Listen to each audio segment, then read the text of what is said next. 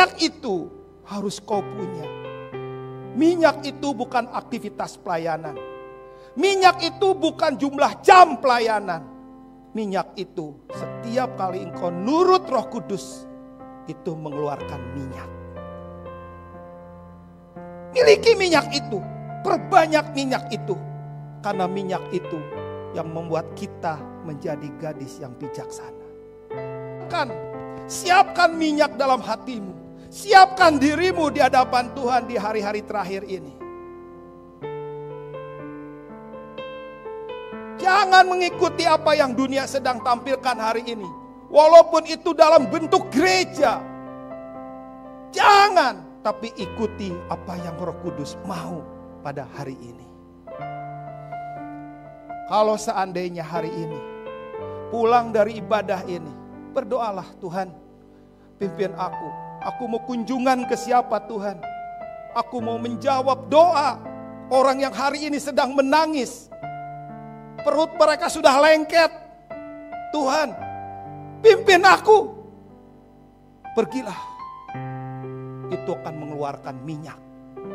Dan minyak itu gak bisa didapatkan ketika hari Tuhan datang. Gadis bodoh itu meminta minyak kepada gadis bijaksana. Berikan aku minyakmu. Minyak itu aku butuh sedikit aja, karena pelitaku hampir padam. Kata gadis yang bijaksana, pergilah, belilah di warung.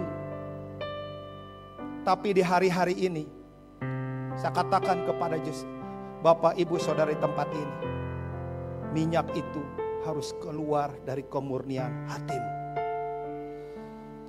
Minyak itu bukan fisik. Minyak itu bukan yang ditampilkan. Minyak itu yang bergerak di dalam hati.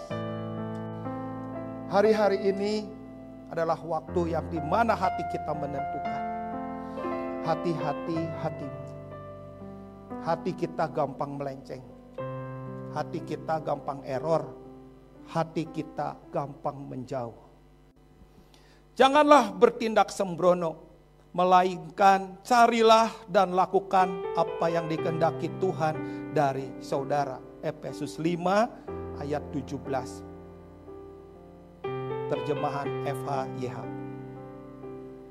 Ayat ini berkata jangan bertindak sembrono. Di hari-hari terakhir jangan bertindak sembrono. Di hari-hari terakhir jangan keraskan hati ketika Tuhan sedang menabrak hati kita. Sedang mendobrak hati kita. Itu tanda sebentar lagi Tuhan menyentuh hati kita. Jangan keraskan hati. Jangan bertindak sembrono ketika suatu kali kita mengalami sebuah peristiwa yang terjadi dalam hidup kita sebagai sebuah teguran dari Tuhan. Jangan keraskan hati. Biarkan Tuhan membuka hati kita. Katakan kepada Tuhan, ini hatiku Tuhan, ini hatiku. Aku mau dijamah, aku mau disentuh. Aku mau seperti yang pernah aku punya dulu. Ayat ini berkata janganlah bertindak sembrono.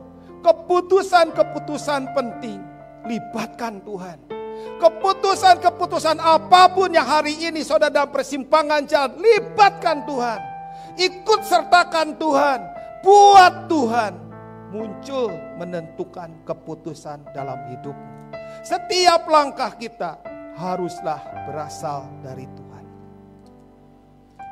Apa yang dibangun Tuhan itu kekal.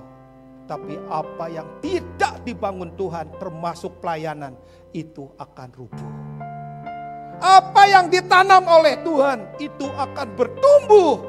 Tapi apa yang tidak ditanam oleh Tuhan itu akan dicabut sampai ke akar-akarnya.